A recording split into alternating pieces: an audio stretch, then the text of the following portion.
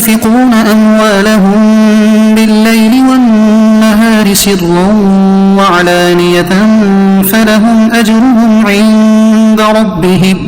ولا خوف عليهم ولا هم يحزنون۔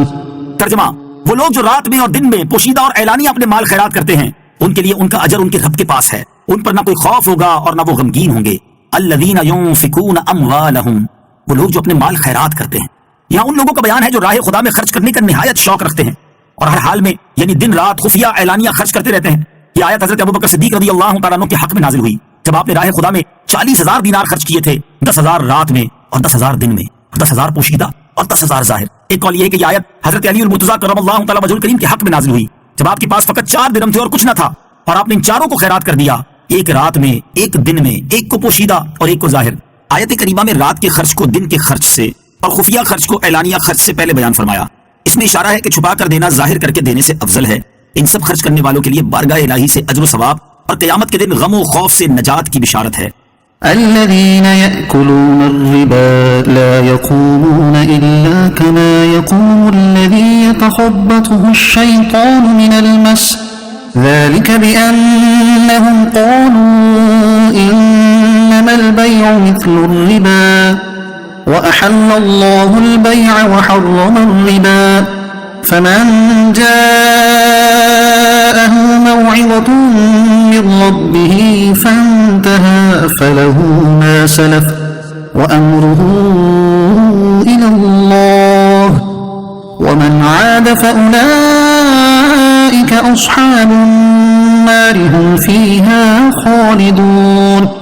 ترجمہ: جو لوگ سود کھاتے ہیں وہ قیامت کے دن نہ کھڑے ہوں گے مگر اس شخص کے کھڑے ہونے کی طرح جسے آسیب نے چھو کر پاگل بنا دیا ہو۔ یہ سزا اس وجہ سے ہے کہ انہوں نے کہا خرید و فروخت بھی تو سود ہی کی طرح ہے، حالانکہ اللہ نے خرید و فروخت کو حلال کیا اور سود کو حرام کیا۔ جس کے پاس اس کے رب کی طرف سے نصیحت آئی پھر وہ باز آ گیا تو اس کے لیے حلال ہے وہ جو پہلے گزر چکا، اور اس کا معاملہ اللہ کے سپرد ہے، اور جو دوبارہ ایسی حرکت کریں گے تو وہ دوزخی ہیں، وہ اس میں مدتوں رہیں گے۔ الذین یأکلون الربا، جو لوگ سود کھاتے ہیں۔ گزشتہ آیات میں مال خرچ کر کے رضا الہی اور جنت کمانے والوں کا بیان تھا، اب اسی مال کے ذریعے اللہ تعالیٰ کا غضب اور جہنم کمانے والوں کا بیان ہے۔ چنانچہ ان لوگوں کے ایک بڑے طبقے یعنی سود خوروں کا بیان اور انجام اس آیت میں بیان کیا گیا ہے۔ سود کو حرام کیے جانے کی حکمتیں۔ سود کو حرام فرمانے میں بہت سی حکمتیں ہیں، ان میں سے بعض یہ ہے کہ سود میں جو زیادتی لی جاتی ہے وہ مالی معاوضے والی چیزوں میں بغیر کسی عوض کے مال لیا جاتا ہے، اور یہ صریح ناانصافی ہے۔ سود کی حرمت میں دوسری حکمت یہ ہے کہ سود کا رواج تجارتوں کو خراب کرتا ہے، کہ سود خور کو بے محنت مال کا حاصل ہونا تجارت کی مشقتوں اور خطروں سے کہیں زیادہ آسان معلوم ہوتا ہے، اور تجارتوں کی کمی انسانی معاشرت کو ضرر پہنچاتی ہے۔ تیسری حکمت یہ ہے کہ سود کے رواج سے باہمی محبت کے سلوک کو نقصان پہنچتا ہے،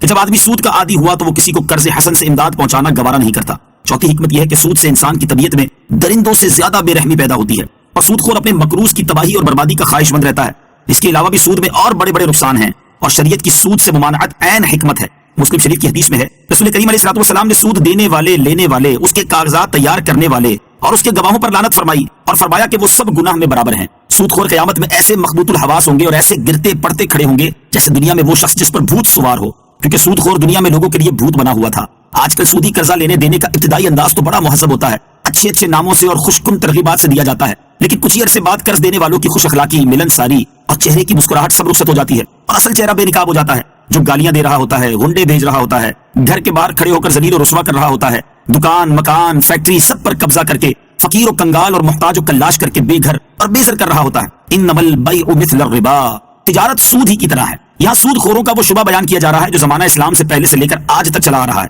وہ یہ کہ تجارت اور سود میں کیا فرق ہے۔ دونوں ایک جیسے تو ہیں، تجارت میں کوئی سامان دے کر نفع حاصل کرتا ہے اور سود میں رقم دے کر نفع حاصل کیا جاتا ہے، حالانکہ دونوں میں زمین و آسمان کا فرق ہے۔ غور کریں کہ تجارت کرنے سے حسن سلوک میں فرق نہیں آتا، آدمی سست، کاہل اور مشقت سے جی چرانے والا نہیں بنتا، اپنے مال کو خطرے پر پیش کرتا ہے، نفع اور نقصان دونوں کی امید ہوتی ہے، دوسرے کی بربادی و محتاجی کا آرزومند نہیں ہوتا، جبکہ سود والا بے رحم ہو جاتا ہے اور وہ مفت میں کسی کو رقم دینے کا تصور نہیں کرتا، انسانی ہمدردی اس سے رخصت ہو جاتی ہے۔ قرض لینے والا ڈوبے مرے تباہ ہو، یہ بہر صورت اسے نچوڑنے پر تلا رہتا ہے۔ آخر یہ سب فرق کیا ہے؟ تجارت اور سود کو ایک جیسا کہنے والے کو کیا یہ فرق نظر نہیں آتا؟ اس لیے اللہ تعالیٰ نے فرمایا کہ اللہ نے تجارت کو حلال کیا اور سود کو حرام کیا ہے۔ فانتہا، تو جو رک گیا، چونکہ سود کا لین دین ایک عرصے سے چلتا آ رہا تھا تو فرمایا گیا کہ جب حکم الہی نازل ہو گیا تو اب اس پر عمل کرتے ہوئے جو آئندہ سود لینے سے باز آ گیا تو حرمت کا حکم نازل ہونے سے پہلے جو وہ لیتا رہا اس پر اس کی کوئی گرفت نہ ہوگی، اور اس کی معافی کا معاملہ بلکہ ہر امر و نہیں کا معاملہ اللہ تعالیٰ کے حوالے ہے۔ اور یہ بھی یاد رکھو کہ جو حرمت کا حکم اترنے کے بعد بھی سود کھائے گا تو وہ جہنم کا مستحق ہے، اور اگر حلال سمجھ کر کھایا تو کافر ہے،